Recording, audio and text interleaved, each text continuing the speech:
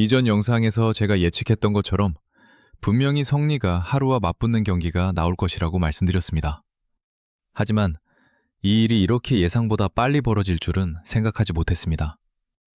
처음에는 두 사람이 결승전에서 만나게 될 것이라고 생각했습니다.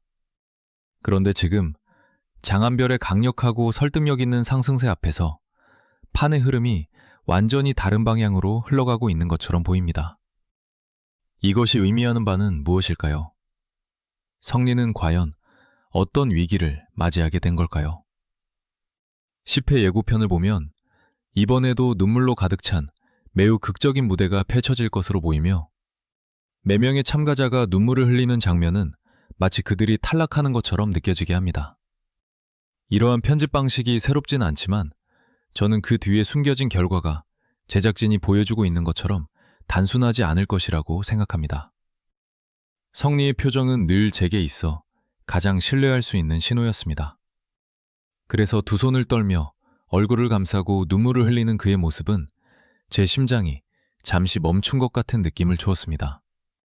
도대체 무슨 일이 있었기에 그가 저렇게까지 감정이 무너진 걸까요?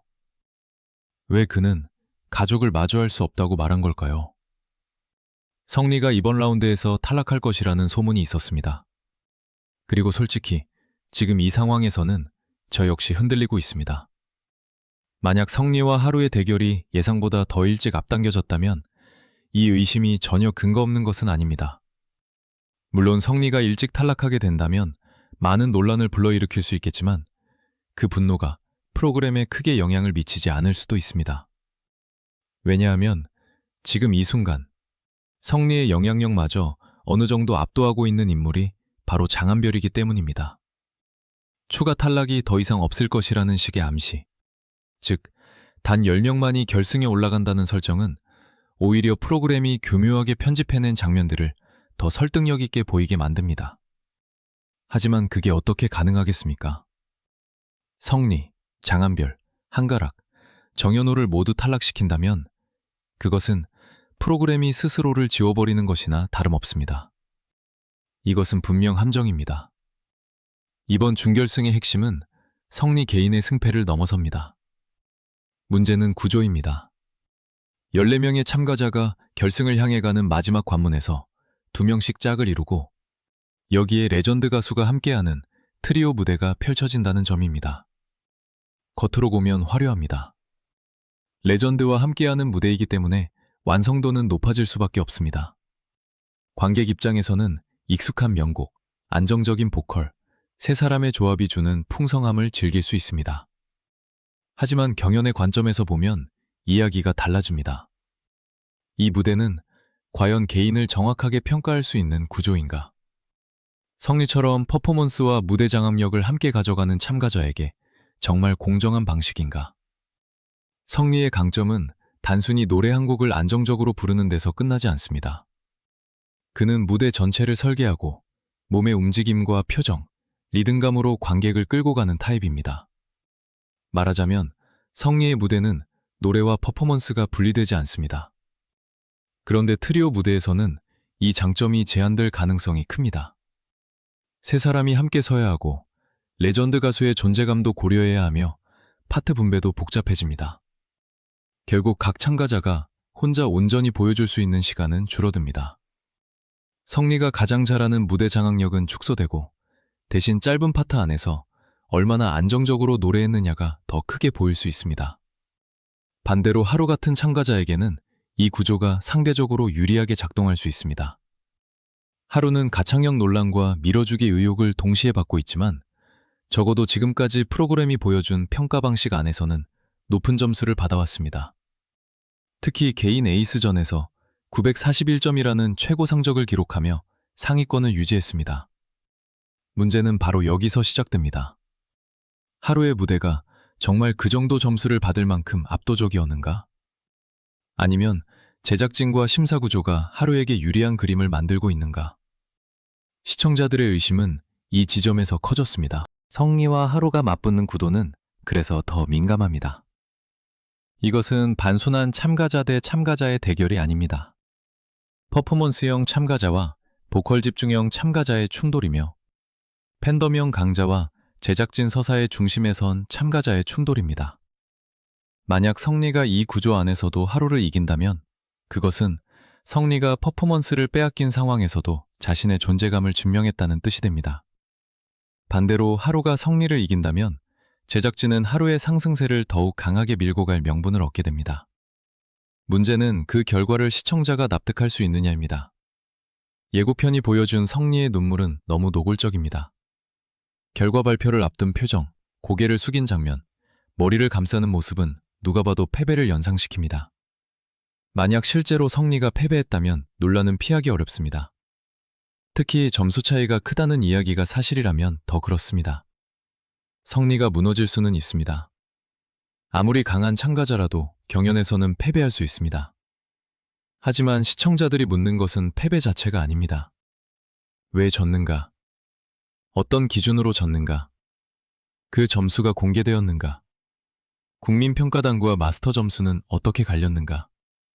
이 질문에 답하지 못하면 패배는 결과가 아니라 의혹이 됩니다. 이번 무명전설이 가장 위험한 지점도 여기에 있습니다. 이미 앞선 회차에서 탈락자 선정과 추가 합격 결과를 두고 불만이 터졌습니다. 어떤 팀은 높은 순위를 기록했는데도 합격자가 적었고 어떤 팀은 낮은 순위였는데도 2명이 살아남았습니다. 이도진, 이유진, 최호진 같은 참가자들의 탈락을 두고도 시청자들은 납득하지 못했습니다. 노력과 서사, 무대 완성도, 투표 성적이 모두 고려된 것인지 아니면 제작진이 원하는 결승 그림에 맞춰 조정된 것인지 의심이 생긴 것입니다. 성리의 상황은 이 논란을 한 곳으로 모으는 역할을 합니다. 성리는 단순히 팬이 많은 참가자가 아닙니다. 그는 프로그램이 공정한지를 시험하는 기준점이 되었습니다. 성리 같은 강자가 납득 가능한 방식으로 이기면 프로그램의 신뢰는 살아납니다. 성리 같은 강자가 납득 불가능한 방식으로 지면 프로그램은 곧바로 편의 논란과 점수 조작 의혹에 휘말릴 수밖에 없습니다. 그래서 제작진이 정말 조심해야 할 것은 성리를 떨어뜨리느냐 살리느냐가 아닙니다. 성리의 결과를 어떤 방식으로 설명하느냐입니다. 특히 추가 합격은 더 큰 문제입니다. 예고편에서는 더 이상 추가 합격은 없다는 식의 문구가 등장했습니다. 하지만 14명이 남아있고 최종 결승 진출자가 10명이라면 구조적으로 4명만 탈락해야 합니다. 그렇다면 패배자 전원이 탈락하는 방식은 아닐 가능성이 큽니다. 말로는 추가 합격이 없다고 하지만 실제 진행 방식에서는 또 다른 형태의 구제 구조가 존재할 수 있습니다. 만약 성리가 하루에게 패배하고도 결승에 올라간다면 제작진은 이를 어떻게 설명할 것인가? 반대로 성리가 정말 탈락 위기까지 몰린다면 그 판단 기준은 얼마나 투명하게 공개될 것인가? 시청자들이 원하는 것은 특정 참가자만 무조건 살려달라는 것이 아닙니다. 최소한의 납득입니다. 누가 이겼는지보다 왜 이겼는지가 중요합니다. 누가 떨어졌는지보다 왜 떨어졌는지가 중요합니다. 그런데 최근 무명전설은 이 설명의 힘이 약해지고 있습니다. 점수는 존재하지만 기준은 흐릿하고 결과는 나오지만 과정은 충분히 보이지 않습니다. 그러다 보니 시청자들은 결과를 결과로 받아들이지 못하고 제작진의 의도부터 의심하게 됩니다. 성리의 눈물은 그래서 단순한 감정 장면이 아닙니다. 그것은 지금 무명전설이 쌓아온 불신의 결과입니다. 만약 성리가 정말 패배했다면 제작진은 그 패배가 성리의 부족함 때문인지, 무대 구조의 한계 때문인지, 심사 기준의 차이 때문인지 명확하게 보여줘야 합니다. 만약 예고편이 단순한 낚시였다면 그 역시 위험합니다. 시청자의 불안을 이용해 화제성만 끌어올리는 방식은 단기적으로는 조회수를 만들 수 있지만 장기적으로는 프로그램의 신뢰를 갉아먹습니다.